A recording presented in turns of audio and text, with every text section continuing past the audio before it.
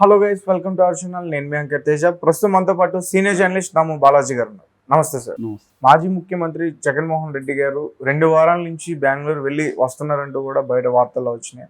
అలాగే అక్కడ కాంగ్రెస్ పార్టీకి చెందిన డికే శివకుమార్తో అక్కడ ఎక్కువగా చర్చలు చేస్తున్నారంటూ కూడా వార్తలు వచ్చాయి.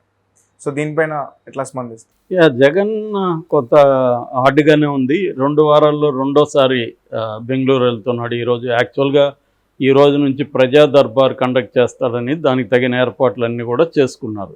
అంటే ప్రజలు కావచ్చు, సామాన్య కార్యకర్తలు కావచ్చు, తమ సమస్యలను వచ్చి తనకు చెప్పుకుంటే ఆ సమస్యల మీద పోరాడతాము, ప్రభుత్వాన్ని నిలదీస్తాము, ఆ సమస్య సాల్వ్ అయ్యేట్టుగా ఒక ప్రతిపక్షంగా యాక్టివ్గా మేము పనిచేస్తాము. అందుకని ఈ రోజు నుంచి ప్రజా దర్బార్ నిర్వహిస్తారని చెప్పారు. కానీ సడన్గా ఎందుకు వెళ్ళిపోయాడు అంటే 22వ తేదీ నుంచి అసెంబ్లీ సమావేశాలు మొదలవుతున్నాయి. దానికి వస్తాడా రాడా ఈయన చర్చలు ఇప్పుడు మొదలైనాయి.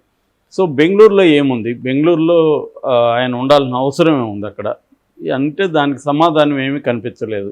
ఎందుకంటే బెంగళూరులో ఆయన ఇల్లు ఉంది తప్ప అక్కడ అక్కడ పోయి ఉండాల్సిన అవసరం ఆయనకేం లేదు. అంటే బెంగళూరులో నాటు వైద్యం చేయించుకుంటున్నాడు. అదే రకరకాల కథనం. ఒకటేంటంటే వైద్యం అని, ఆయనకి కాలు ఫ్రాక్చర్ అయ్యే ఇబ్బంది అని, రెండవది ఏమంటే లండన్ నుంచి కొంతమంది వైద్యులు వచ్చి ఆయనకి మానసిక వైద్యం కూడా చేస్తున్నారని, అంటే సెషన్స్ అక్కడ కండక్ట్ చేస్తున్నారని ఇటువంటివి వచ్చాయి. దాంతోపాటు కాంగ్రెస్ పార్టీలో వైసీపీని విలీనం చేయబోతున్నారు, అందుకని ఆయన అక్కడ కూర్చొని వాళ్ళతో రాయబారాలు చేస్తున్నాడు అనేది ఇంకొకటి.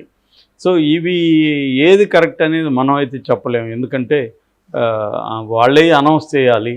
మామూలుగా ఒక ప్రతిపక్ష నాయకుడిగా ఎక్కడ వ్యక్తిగతంగా పోయినప్పుడు ఎవరేం చేయలేరు. వాళ్ళకి ఆ హక్కు ఉంటుంది, వ్యక్తిగతంగా వాళ్ళకి ఆ ప్రవేశం ఉంటుంది. నీకు అన్నీ చెప్పాల్సిన అవసరం లేదు, చెప్పనంత మాత్రాన అదేదో సీక్రెట్ అని అనుకోవాల్సిన అవసరం లేదు. వ్యక్తిగతంగా ఆయన ఆరోగ్యానికి సంబంధించి ఆయన కొంత రెస్ట్ తీసుకోవడానికి, అక్కడ వైద్యం తీసుకోవడానికి కూడా వెళ్ళచ్చు. ఇక్కడ ఉంటే ఆ ప్రైవసీ దొరకదు కాబట్టి బెంగళూరుకి వెళ్ళచ్చు. సో అలాంటిది ఏమైనా ఉండొచ్చు. మనం ఏంటంటే కాన్స్పిరసీ థియరీలు ఇప్పుడు ఎక్కువైనాయి ఒకటి. రెండోది తెలుగుదేశం క్యాంపు ఏం జరిగినా దాని చుట్టూ అనేక కథనాల్ని అల్లి కన్ఫ్యూజ్ చేసి జగన్ పని అయిపోయింది అనే ఒక నెరేటివ్ని చెప్పడం కోసం కూడా రకరకాల కథనాల్ని వదులుతుంది. ఇట్లాంటిదప్పుడు జగన్ లాంటి వాళ్ళే ఓపెన్గా చెప్పేస్తే తప్పేం లేదు, నేను వైద్యం కోసమే వెళ్తున్నాను అనేది చెప్పడం వల్ల ఏమవుతుందంటే కొంత విశ్వసనీయత ఏర్పడుతుంది. ఈ కండిషన్లో చెప్పకపోవడం వల్ల నీ ప్రత్యర్థులకి ఇంకా నువ్వు స్కోప్ ఇచ్చినట్టు అవుతుంది. ఎందుకంటే జనం కూడా నమ్ముతారు కదా ఊహాగానాల మీద. రూమర్స్ అని ఇప్పుడు కొత్తగా ఒక బుక్ వస్తుంది, వరల్డ్ వైడ్ రూమర్స్ ఎలా ప్రపంచంలో పనిచేసాయని. సోక్రటీసే రూమర్స్తోనే చనిపోయాడు. ఆయన మీద కంప్లైంట్లు అంతా కూడా రూమర్సే. ఆ రూమర్స్ వల్లే ఆయన్ని చంపేశారు విషం ఇచ్చి, సోక్రటీస్ని. సో అలాగా అప్పటి నుంచి కూడా మనకి రూమర్స్ అనేవి బలమైన పాత్ర పోషిస్తాయి. సో ఈ రూమర్స్తో ఎలా డీల్ చేయాలనేది రాజకీయ నాయకులు కూడా చాలా జాగ్రత్తగా డీల్ చేయాల్సిన అవసరం ఉంటుంది. సో జగన్ మీద వస్తున్న రూమర్స్ని మరి జగన్ ఎంకరేజ్ చేస్తున్నాడా, రాని మంచిదే అనుకుంటున్నాడా, నిజాలు చెప్పడం కంటే రూమర్సే బెటర్ అనుకుంటున్నారు చాలామంది. అలా కూడా వీళ్ళే కూడా రూమర్స్ క్రియేట్ చేస్తారు రాజకీయ నాయకులు. ఎందుకంటే వాళ్ళకి తమకు నచ్చిన పద్ధతిలో రూమర్స్ని క్రియేట్ చేసి వదిలే బ్యాచ్ కూడా చాలామందే రాజకీయాల్లో ఉంటారు. రాజకీయాల్లో కానీ వ్యాపారంలో కానీ అనేక రూమర్స్ని వీళ్ళే క్రియేట్ చేసి వీళ్ళే సర్క్యులేట్ చేయిస్తారు. అది కూడా ఒక పద్ధతే. సో అంటే ప్రత్యర్థులు మన పైన రూమర్స్ క్రియేట్ చేయడం ఒక పద్ధతి అయితే, మనమే మన మీద రూమర్స్ క్రియేట్ చేసుకోవడం ఒక పద్ధతి. ఉపేంద్ర గతంలో కన్నడ డైరెక్టర్, ఆయన సినిమాల మీద ఇట్లాంటి రూమర్స్ క్రియేట్ చేసేవాడు. ఉపేంద్ర సినిమా రిలీజ్కి ముందు ఉపేంద్ర కిడ్నాప్ అయ్యాడని ఒక రూమర్ పుట్టించేవాడు. లేకపోతే స్త్రీలందరూ బెంగళూరులో ఉన్న స్త్రీలందరూ వెళ్ళి వాళ్ళ ఇంటి మీద పడి ఉపేంద్రని కొట్టారంట అని ఒక రూమర్ క్రియేట్ చేసేవాడు. ఇలాగ ఫాల్స్ రూమర్స్ని క్రియేట్ చేయడం ద్వారా కావాలని చేసేదమ్మా. ఎందుకంటే సినిమాకి పబ్లిసిటీ కోసం ఇటువంటి ఇంట్రెస్టింగ్ టాక్టిక్స్ అతను చేసేవాడు. అలాగా ఏమన్నా జగనే కావాలని రూమర్స్ కోసం కూడా ఇది ఏమన్నా చేస్తున్నాడా అంటే తను ఏదో ప్లాన్లో. మామూలుగా అయితే మనకి జగన్ హిస్టరీ కానీ జగన్ పరిస్థితి స్టడీ చేసే వాళ్ళకి అర్థమయ్యేది ఏమంటే జగన్ కాంగ్రెస్లోకి వెళ్ళే పరిస్థితి లేదు. ఎందుకు లేదు? కాంగ్రెస్లోకి వెళ్ళడం వల్ల జగన్కి ఏం లాభం? ఇక్కడ ఏమీ లాభం లేదు, ఎందుకంటే 2% కూడా ఓటు షేర్ లేదు కాబట్టి జగన్కి ఏం లేదు. పోనీ షర్మిల ఏమన్నా గమ్మునుందా? జగన్ క్యాంటీకి తీవ్రంగా మాట్లాడుతుంది. ఇప్పటికి కూడా చంద్రబాబు అధికారంలో ఉన్నా కూడా ఆమె ప్రధానంగా జగన్ మీదే గురి పెడుతుంది. అందుకని వైసీపీ వాళ్ళు చంద్రబాబును పూలతో కొట్టి జగన్ని రాళ్లతో కొడుతుంది అని చెప్తున్నారు. అంటే అంత మెత్తగా విమర్శిస్తుంది చంద్రబాబుని, జగన్ ఏమో హార్ష్గా విమర్శిస్తుంది. కాబట్టి రెండోది ఏంటంటే వాళ్ళకి జగన్ పార్టీలో అంటే వైసీపీలో ఉండే వాళ్ళని తాము లాక్కోవడం ఎలాగనేది వాళ్ళు ఆలోచిస్తున్నారు. చంద్రబాబు కూడా దాన్నే ప్రోత్సహిస్తున్నాడు. ఎందుకంటే వైసీపీని ఖాళీ చేయాలంటే వైసీపీలో ఉన్న ప్రధానమైన నాయకులందరూ కూడా వైసీపీని వదిలేయాలంటే ఆల్టర్నేటివ్ ఉండాలి వాళ్ళకి. సో చంద్రబాబు ఏం చేస్తున్నాడు అంటే ప్రెజర్ పెడుతున్నాడు, రకరకాలుగా కేసులు పెట్టడం కానీ, ఇండైరెక్ట్గా ప్రెజర్ పెట్టడం కానీ, వాళ్ళ ఆర్థిక మూలాలను దెబ్బతీసే కార్యక్రమం కానీ ఇవన్నీ చంద్రబాబు స్టార్ట్ చేశాడు. సో దీనివల్ల ఇప్పుడు వాళ్ళు బయటకు వెళ్ళాలి. ఎక్కడికి వెళ్ళాలి? తెలుగుదేశం డోర్స్ క్లోజ్ చేసింది, జనసేన డోర్స్ క్లోజ్ అయినాయి, బీజేపీ డోర్స్ క్లోజ్ అయినాయి. వాళ్ళకున్న ఆల్టర్నేటివ్ కాంగ్రెస్. సో చంద్రబాబు గారిని హామీ ఇస్తే కాంగ్రెస్లోకి మీరు వెళ్తే నేను మిమ్మల్ని డిస్టర్బ్ చేయను, మిమ్మల్ని ఇబ్బంది పెట్టను, వైసీపీలు ఉంటే మాత్రం మిమ్మల్ని ఇబ్బంది పెడతాను అన్న ఒక ధోరణి కానీ చంద్రబాబు ప్రదర్శిస్తే వాళ్ళు కాంగ్రెస్లోకి వెళ్ళిపోతారు. కనీసం టెంపరీ షెల్టర్గా కాంగ్రెస్ ఉపయోగపడుతుంది అని. సో అందువల్ల కాంగ్రెస్కు చంద్రబాబు కలిసే ఈ ప్లాన్ చేస్తున్నారు అనేది ఒక వాదన. కలిసి చేయకపోయినా ఇండైరెక్ట్గా అయినా చంద్రబాబు అయితే వైసీపీని ఖాళీ చేయాలన్న ప్లాన్లు అయితే ఉన్నాడు.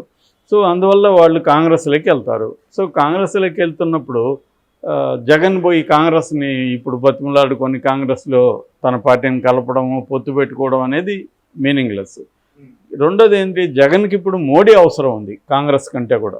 ఎందుకంటే మోడీ అండ ఉంటే చంద్రబాబు కూడా జగన్ని ఎక్కువగా టచ్ చేయడు, అంటే జైలుకి పంపించే కార్యక్రమాలు చేయకపోవచ్చు. రెండోది ప్రాణాలకు కూడా భయం ఉంది జగన్కి అనేది కూడా ఒక వార్త వస్తుంది. ఎందుకంటే మనకి అంతకుముందు కూడా మనం లండన్లో ఒక ఎన్ఆర్ఐల మీటింగ్లో కూడా పొన్నవాళ్ళు సుధాకర్ రెడ్డి ఆయన కన్నీళ్లు పెట్టుకొని జగన్ను మనం అంతా కాపాడుకోవాలి, జగన్కి ప్రాణ అపాయం ఉంది అని కూడా మాట్లాడాడు. అంటే వాళ్ళు అనేది అంటే చంద్రబాబు నుంచి ఏదో ఉంటుందని కాదు, కానీ జగన్కి ఎనిమీస్ బలంగానే ఉన్నారు. అనేక సామాజిక వర్గాలతో జగన్ గొడవ పెట్టుకున్నాడు, వాళ్ళని హత్య చేశాడు. కాబట్టి వాళ్ళకి విపరీతంగా ప్రపంచవ్యాప్తంగా డబ్బున్న సామాజిక వర్గాలు కొన్ని ఉన్నాయి, వాళ్ళ నుంచి ఆయనకి థ్రెట్ ఉండొచ్చు అన్న ఒక వాదన కూడా వినిపిస్తుంది. సో వీటన్నిటి నుంచి జగన్ ప్రొటెక్షన్ కావాలంటే ఎంతో కొంత మోడీ సపోర్ట్ కావాలి తప్ప కాంగ్రెస్లోకి వెళ్ళే అవకాశం అయితే లేదు. అయితే బెంగళూరుకి ఎందుకు వెళ్తున్నాడు అనేది మాత్రం మిస్టరీగానే అయితే ఉంది. అంటే ఒకటి శారీరకంగా ఫిజికల్ వైద్యమా, లేకపోతే ఆయనకి మానసికంగా డిస్టర్బ్ అయ్యి ఏమన్నా కౌన్సిలింగ్ చేస్తున్నాడా, అవి కూడా ఉండొచ్చు. ఎందుకంటే ఇవాళ అదేం తప్పు కాదు, మెంటల్ డిజార్డర్ అనేది తప్పు కాదు. ఫిజికల్గా మనకి జ్వరం వచ్చినప్పుడు మానసికంగా మనకి యాంగ్జైటీ రావచ్చు, డిప్రెషన్ రావచ్చు, రకరకాల మానసిక ఇష్యూలు అందరికీ కామన్. వాళ్ళకి కూడా రాజకీయాల్లో ఉండే వాళ్ళకి కూడా ప్రెజర్ విపరీతంగా ఉంటుంది.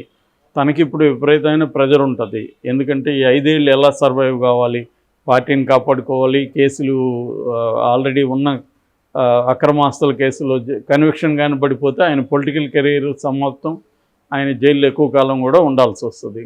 కాబట్టి ఇవన్నీ ప్రెజర్ ఖచ్చితంగా ఉంటుంది. ఎందుకంటే చంద్రబాబు కానీ తెలుగుదేశంలో చాలామంది కానీ జగన్ని విడిచిపెట్టే ప్రసక్తి అయితే లేదు వాళ్ళు. కాబట్టి మోడీ అండ కావాలి. సో మోడీ ఎంతవరకు ఆయన సపోర్ట్ చేస్తాడనేది తెలీదు. కాబట్టి ఎందుకంటే నువ్వు నాకు ఇంత ఇస్తే నేను కూడా నీకు ఇంత ఇస్తాను కదా, ఇంత ఇవ్వను కదా. సో జగన్ ఏమి ఇవ్వగలడు మోడీకి? ఆ రాజ్యసభ సభ్యులు, లోక్సభ సభ్యులు అవసరమైనప్పుడు ఇవ్వగలడు. దానికి తగినట్టే ఆయన కూడా హెల్ప్ చేస్తాడు. సో నువ్వు జానిచ్చి నేను మూరేమంటే నేను ఇవ్వను కదా, రాజకీయాల్లో అసలు సాధ్యం కాదు. అందువల్ల ఎంతవరకు కాపాడతాడో డౌట్ అనమాట. సో వీటి వల్ల అతనికి డిప్రెషన్ ఉండొచ్చు, యాంగ్జైటీ ఇష్యూస్ ఉండొచ్చు, ఇవన్నీ ఎవరికైనా కామను. దానివల్ల కూడా ఆయన ట్రీట్మెంట్ తీసుకోవచ్చు. సో ఏదేమైనా మెడికల్ ట్రీట్మెంట్ కావచ్చు, లేదు అక్కడ ఎవరినైనా సీక్రెట్గా కలవాలి ఇక్కడ అంటే తెలిసిపోతుంది అని కూడా ఏమన్నా ఉండొచ్చు. అక్కడ ఏమన్నా మోడీకి సంబంధించిన వ్యక్తుల్ని కలిసి అక్కడ రాయబారాలు చేయడం ఇవన్నా కూడా చేస్తుండొచ్చు, ఏమైనా జరగచ్చు.